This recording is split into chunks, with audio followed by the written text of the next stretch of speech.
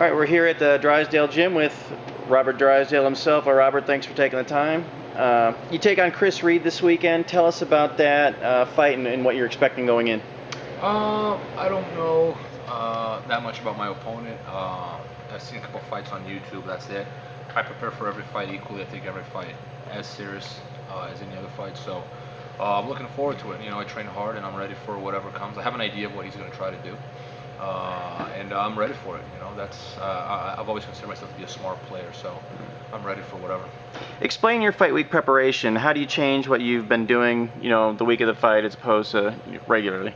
Oh, just slow it down. Week of the fight, it's just a lot of a lot of drills, a lot of correcting technique, just going over the overall strategy, what I plan on doing in the fight.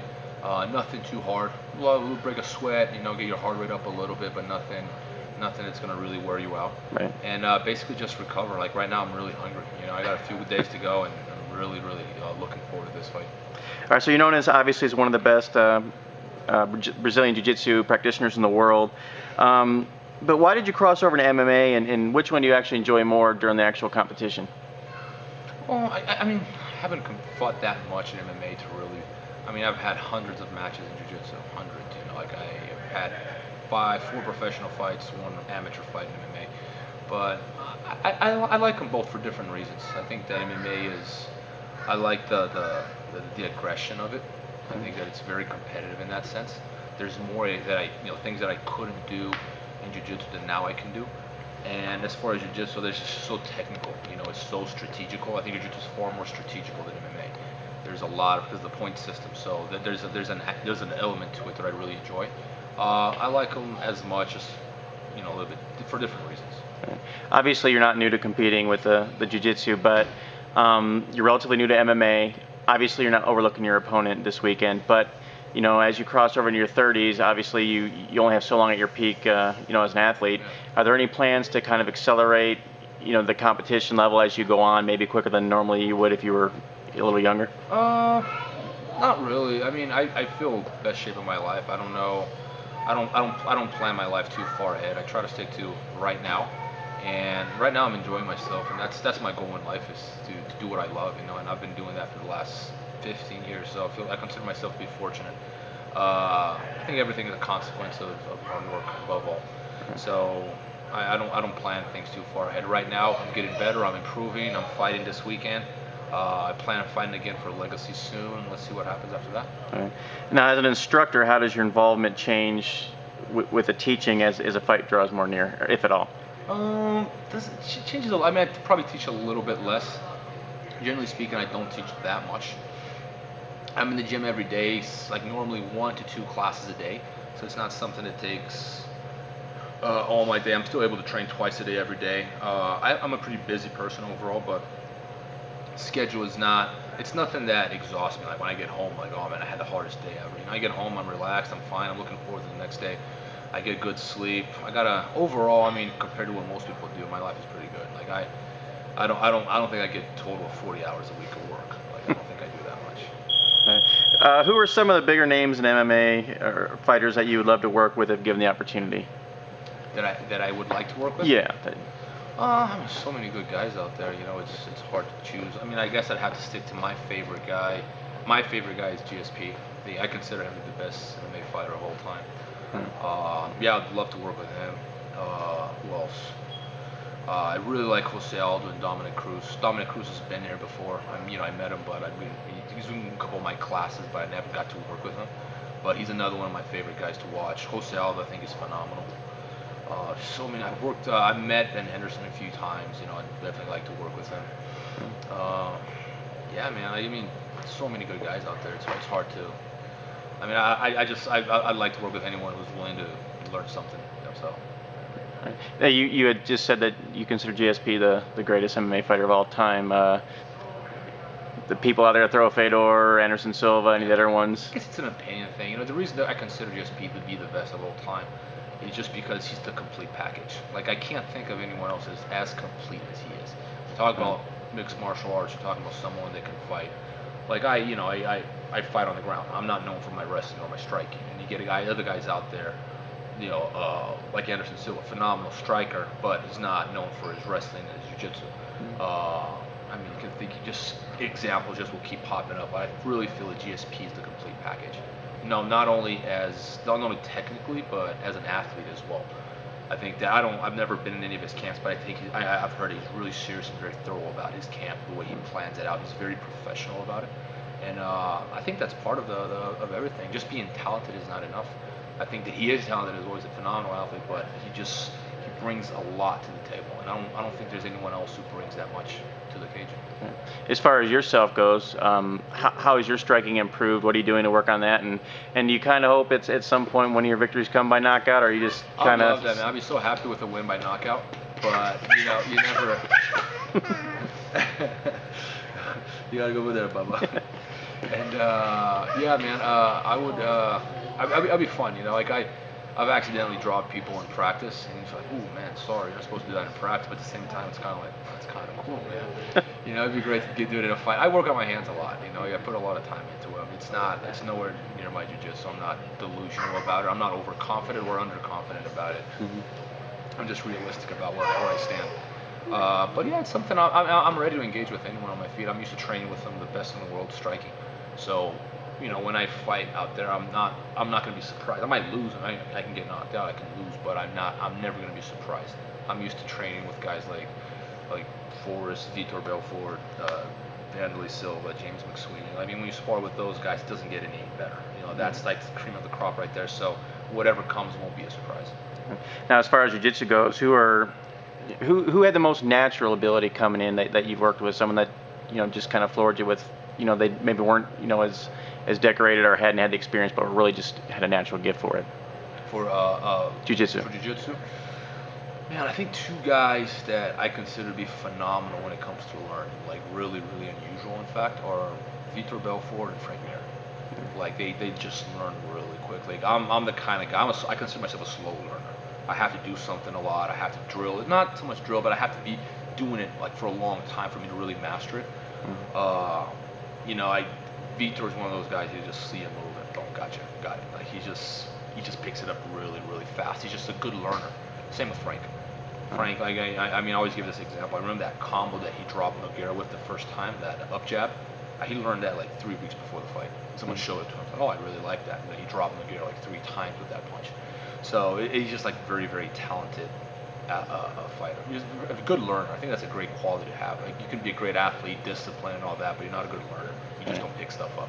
Some people just pick. They can see it and then the next day they're using it in practice. It's very unusual. What do you think of, get off topic here, but Steven Seagal? What do you think about the impact he's had on fighters in the UFC? I don't get that, man. Like I'm not understanding. I can only. It has to be a joke, but at the same time, they seem to take it seriously. So I think it's a joke that they're trying to convince people that it's not a joke when it's got to be like an inside joke. But I don't know that much about him. I don't even like his movies, to be honest. Yeah, I've talked to other fighters. Same thing. They say it's.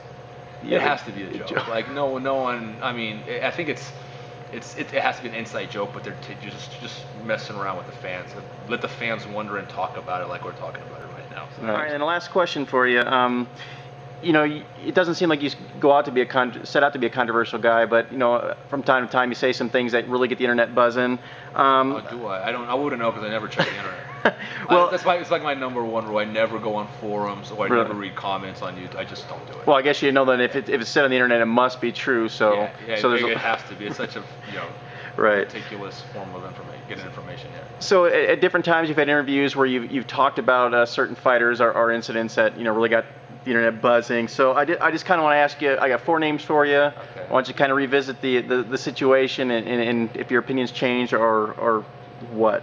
The first one was Anderson Silva a couple years ago when you talked about when you had a little beef or he had a beef with you with Forrest. Thoughts on that? Has it changed at all or?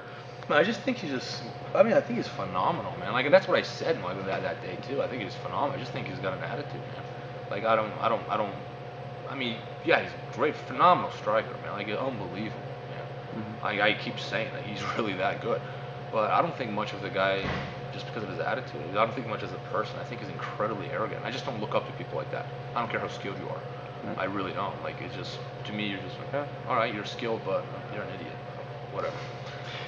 I don't think that much of the guy as a person. Now he said he won't go up to fight Jon Jones, but he will drop down to fight Anderson's or GSP. Thoughts on that fight? And I would like to see him and Jon Jones, man. I think, wow, that'd be a hard pick. Him and GSP, I think he would have an edge on GSP because he's going to be so much bigger, man, so much taller.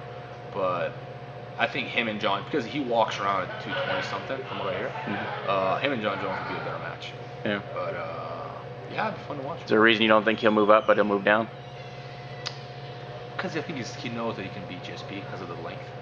I mean, GSP, I mean, his wrestling's improved a lot, you know, from working, preparing for Chael Sonnen, I'm sure, but that would be GSP's best bet, and even so, he wouldn't be much better than Anderson on the ground. But with Jon Jones, it's a different ball game. He's longer than Anderson Silva and a better wrestler. Yeah, he knows that. All right, so speaking of Jon Jones, he's my second one. The other thing was you had questioned his jiu-jitsu skills and how well he would be as, you know, if he competed just in jiu-jitsu. Yeah, I mean, I think that people, misunderstood that. I think that what I was trying to say is that they're really different sports. You know, and the reason I picked Jon Jones because he's ranked #1 in the world in the weight class and he's so good. I didn't pick him because I didn't think much of him. I picked him as an example because he's the best guy I could think of. And I stand by what I said. You know, you can't. It's different. It would be like getting a guy straight out of the jiu-jitsu circuit and putting him in the cage with Jon Jones. If I said that guy's gonna lose to Jon Jones, would anyone be offended? I don't think anyone would be offended. Like, of course he's gonna lose to Jon Jones. But if I say, oh, Jon Jones goes in a jiu-jitsu competition, he's gonna lose, people get offended. They get upset. I'm like, I mean, I don't get that. I don't think I said anything out of line. But I stand by what I said. I think it's very realistic. I think that a lot of times fans are a little delusional about fighting because they don't understand it. Like if I think if Jon Jones were sitting right next to me, he'd probably agree with me. You know, but I think that fans sometimes are a little. Well, maybe they just think that if you're the best at MMA, then you're gonna be the best at everything. It's the same thing. Yes. Like if you book a GSP, arguably the best wrestler in the UFC, GSP would not place in the Olympics. He get demolished in wrestling. And once again, I just said a minute ago, GSP is my favorite fighter, but he would not last in the Olympics. It's different. You know, these people have been hyper specializing in one thing their whole life, whereas GSP is a whole package, but he wouldn't do well in a jiu-jitsu competition. I mean, he might do well depending on who he's going against, but if you put him with intermediate to high level guys, I don't think he'd be winning at that. You know, it's just different. I think that if he put time into it, he would. Like if he actually said, you know what, I'm gonna quit MMA, I'm just gonna do jiu-jitsu. I think he's so talented that give that guy 2 years and he'd be beating anyone in his weight. That's how talented he is. But I don't think that any guy in the UFC would walk in and do his competition just to demolish. I don't think that's realistic. All right, I got two more for you real quick. Nick Diaz, you talked about him and his lack of professionalism and not competing in the jiu-jitsu fight there not too recently. So. With the Brawley Steamer, is that what you're talking about? Yeah. I mean, I actually there was confusion there. People thought that I was walking in there to challenge Brawley. Brawley's a good friend. I mean, I'd love to go against him in the grappling. We've competed against each other before, but I was there. Like someone asked me to translate because the promoter didn't speak English. So he asked, bro, would you translate? I'm like, bro, I don't want to do it. Like, bro, can you please translate for me? I go, yeah, I'll do it. So I was translating, but the sound system was so bad, people thought I was challenging him. There was a bit of confusion there. No, it's all right. All right, then. Go get it. Yeah, it's fine. That's all right. All right. Yeah. Got someone joining the interview there. And then the last one, Robert Drysdale, yourself, you had mentioned that at 205 you could compete with anybody you thought. A lot of people seem to not believe that. Your thoughts on yourself and your ability right now to compete with the top at 205. I mean, as a fighter, I think I have to believe that I can compete with anyone. Like I'm not delusional about where I stand. Like I know I'm a beginner in what I do. If anything, I'm a blue belt in MMA at best. You know, but I mean, I could probably name 50 guys out there who I consider to be better than me, but doesn't mean I wouldn't. I mean, I would make a stand against any of them if I had to. You know, it's not. I don't believe I can destroy everyone in my way if that's what people are thought. I don't believe that. You know, I think that I'm improving, and I think that I'm ready to fight anyone. Doesn't mean I'm going to beat everyone. All right. Well, I appreciate your time. Best of luck this weekend. You have anything to add or? No, that's it. Yeah. All right. Well, best of luck to you. Thank Appreciate you. it.